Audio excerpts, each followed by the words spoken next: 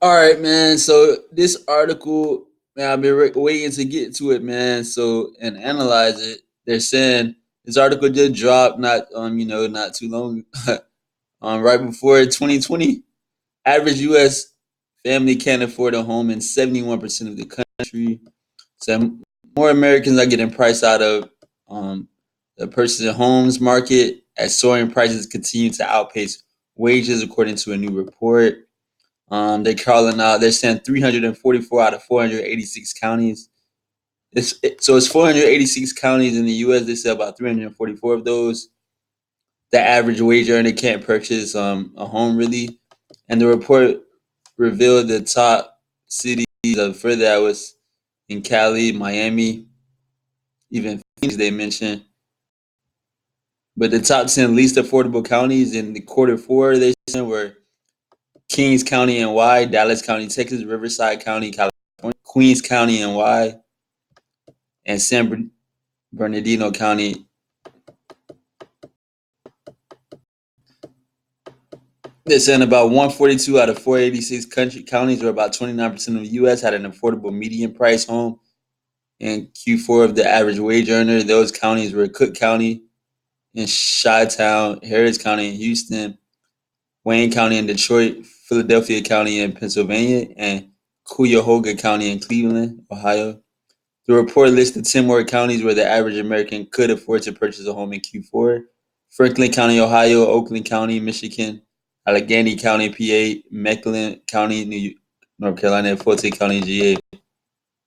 Stagnant wages and excessive monetary policy via the Federal Reserve has contributed to an affordability crisis across the country. Now, our Federal Reserve has been really effing up the country slightly, man. At least 34% of Americans, or approximately 100 million people, are in the renting economy, which has plunged home ownership rates to lows we have not seen since the 1960s. Wow. So home ownership rates at all time lows, fertility rates at all time lows, pretty much people getting married and stuff like that, having kids hitting all time lows. Yeah. Almost half of U.S. workers between 18 and 64 are employed in low wage type gigs. Almost half, low wage gigs represent between 33 to 66% of all gigs in more than 400 metropolitan areas across the country. So the greatest economy ever could be a reality for the top 10%, who are a majority of the asset owners, interesting asset owners, and have benefited from the Fed pumping trillions of dollars into the financial markets over the last decade. Indeed, still the middle class has been wiped out. Damn, they shit on the middle class. Now referred to as the bottom 90%. That's a big percentage. Most of them have been left behind and can't purchase a home in the majority of the country. Damn. Something has to change in the early 2020s, or the extreme wealth inequality, damn, that is building up could lead to social unrest. We're sure the Fed, government, and financial elites have a plan to launch people's quantitative easing to throw riots. Yeah, dog. The government should be overthrown for all the bullshit that they do, and pretty much, yeah. But what can you do, man? What can you do? You have no control over what the government do unless you really and you a politician and a judge or something. But yeah, let's get to the comments, man.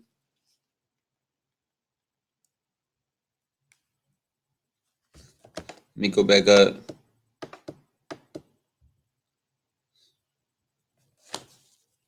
So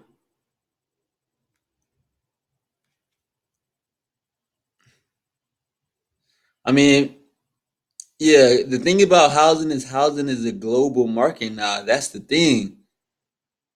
In other countries, outside people that are not citizens of that country can invest in that country, but in the United States, people from all over the world can invest in cop properties in the U.S. And that's what's it's a global market, the U.S. But a lot of countries put restrictions on only that their citizens could get access to the houses. Like in for Mexico example, I heard that people in the U.S. can't just go to Mexico even if they got a lot of guap and just start copping houses like that. Um, you definitely they definitely got some restrictions on non citizens of that country trying to cop. But U.S. It's a global market. That's another reason why prices have been slightly rising. But it could be a housing bubble 2.0. I mean, because yeah, the prices don't make sense for most houses. But let's get to the top comments. Somebody got a comment by the name of the 43-2. You got I have commented here before about the Colorado economy, but it just gets weirder and more bubbly by the day. 1 year ago, the average house in my development forced to rent sold for 314K. 12 months later, the average house sold for 343K. What the F? Wages continue to suck, and the median household income in my ass code is still 58K. My real estate agent want to buy eventually says there are two classes of buyers: wealthy cash buyers from the coast or locals paying 0 to 3% down. Damn, only two class of buyers: wealthy cash buyers from the coast or locals paying 0 to 3% down. My area is chock full of military and DoD, and they of course don't need a down payment since they are members of the Uber mentioned government paid checks and tons of benefits. The rest of us private sector slobs have to come up with 3 to 20% down and have to try and make the payment on terrible private sector wages. They ain't said terrible private sector wages. Most of those I know that own spend 50% of their most of those I know that own spend 50% of their monthly wages making their house payment and are still buying new cars, running up credit card bills. When this house of cards falls, it will be epic. Maybe then, if I can manage to stay employed, I can finally buy a home. It's weird hoping for a recession to get out of the renter economy. Somebody responded, Dumpster Elite. Got 18-1. He said, don't worry, when the big financial reset comes, you can be sure that the banksters will once again be bailed out with your money, and once again, you will be left holding the bag. Um, Somebody responded to Dumpster Elite. Got 9-0. Exposed them 511 is his, account name. He said, no bailouts, we will be out and they take our country. All our properties are under their mortgages. They would foreclose on the whole country. We owe more to them than our entire land mass and developments are worth. Why do you think our infrastructure is not being updated or improved? The big fat bastard said Denver housing prices are taking faster than rental rates. Denver housing prices are taking faster than rental rates.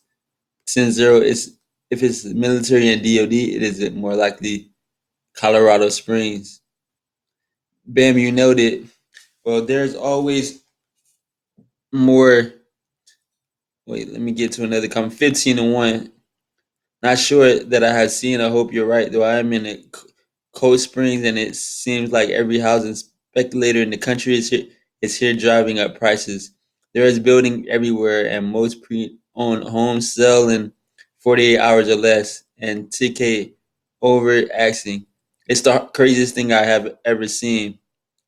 Colorado Springs is an entirely different place than Denver. That's what somebody said.